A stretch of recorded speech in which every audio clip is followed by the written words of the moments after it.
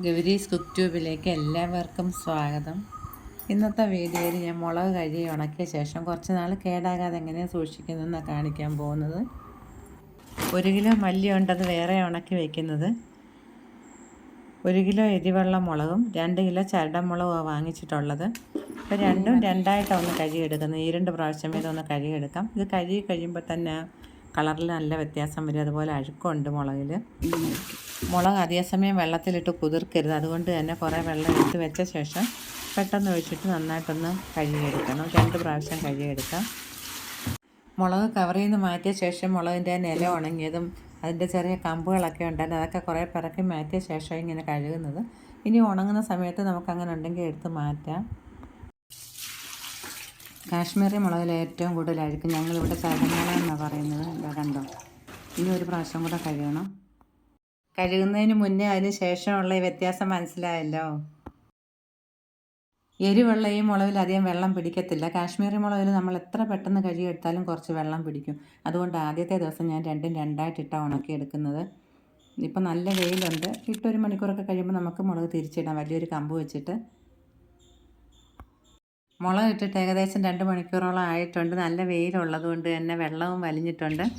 അപ്പോൾ നമുക്ക് ഈ നീണ്ട ഒരു കമ്പ് വെച്ചതൊന്ന് തിരിച്ചിട്ട് കൊടുക്കാം. ഇനി മല്ലി കഴുകി വെള്ളം ഊറ്റിയെടുത്തിട്ട് വരാം. മല്ലിയും 2 പ്രാവശ്യമായിട്ട് പെട്ടെന്ന് കഴുകിയെടുക്കണം. ഇതിനും അഴുക്കുണ്ട്, ചെറിയ മൺകട്ടകളും ഉണ്ടാവും. അപ്പോൾ വെള്ളം നല്ലപോലെ തോർത്തിയ ശേഷം കണ്ണകലമുള്ളൊരു തുണിയിൽ കനം കുറച്ച് വേണം നിരത്തിയിട്ട് നന്നായിട്ട് ഉണക്കിയെടുക്കേണ്ടുന്നത്. നല്ല ഉണക്കുണ്ട് മല്ലിക്കും, മുളകിനെ പോലെ തന്നെ. 2 ദിവസം ഫുള്ളായിട്ട് വെയിൽ കൊണ്ട ശേഷമുള്ള മുളകായി കാണിക്കുന്നത്. ഉണങ്ങിയിട്ടൊന്നുമില്ല. നന്നായിട്ട് ഉണങ്ങിയില്ലെങ്കിൽ മുളക് പൊടി പൂത്തു പോകും. ഇപ്പോൾ ഇത് ഉണങ്ങിയിരിക്കുന്നതേ ഉള്ളൂ. നല്ല വെയിൽ 7 ദിവസം ഉണക്കിയെടുത്ത മുളകായത്. ഉപ്പേരി പരുവത്തിന് ഉണങ്ങണം ഇതുപോലെ. ഇനി നമ്മളിതിൻ്റെ കാമ്പ് അരിയൊക്കെ കൂടെ ചേർത്തിട്ടാണ് പൊടിക്കുന്നത്. പൊടിച്ചിട്ട് വന്നതേ ഉള്ളൂ. അപ്പോൾ ഇതിൻ്റെ ചൂട് പോകുന്നതിന് വേണ്ടി ഇനി ഒരു പാത്രത്തിലും കൂടി ഇട്ട് പകുതി ഒന്ന് അടച്ച് വയ്ക്കാം. 2-3 മണിക്കൂർ ആകുമ്പോഴത്തേക്ക് നന്നായിട്ട് തണുക്കും. അതിനുശേഷം വെള്ളത്തിൻ്റെ അംശമൊന്നും ഇല്ലാത്ത നന്നായിട്ട് ഉണങ്ങിയ ബോട്ടിൽ വേണം ഇട്ട് വയ്ക്കാൻ, ഇല്ലെങ്കിൽ മുളക് പൊടി പൂത്തു പോകുമേ. മുളക് പൊടി കേടാവാതിരിക്കാനുള്ളൊരു ടിപ്പും കൂടെ ഞാൻ പറഞ്ഞു തരാം. നമ്മൾ ഈ ബോട്ടിലിൻ്റെ പകുതി മുളക് പൊടി ഇട്ട് കഴിയുമ്പോൾ 1 കഷ്ണം കട്ടക്കായം, ഞാൻ NSൻ്റെ എടുക്കുന്നത്.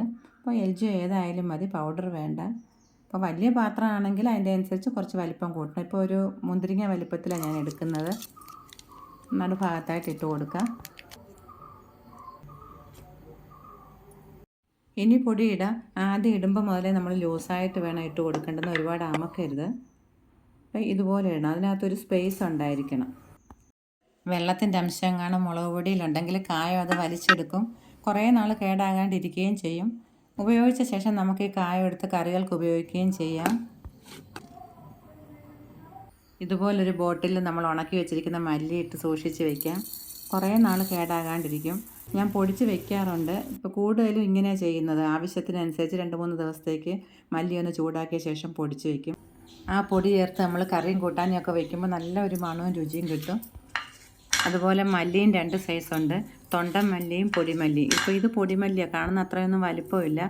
ഇതിന് പൊടി കൂടുതലുണ്ടാവും, അതുപോലെ രുചിയും ഉണ്ട്. വിലയിൽ കുറച്ച് വ്യത്യാസം വരും. എല്ലാ കടയിലും കിട്ടുമെന്ന് അറിഞ്ഞുകൂടാ.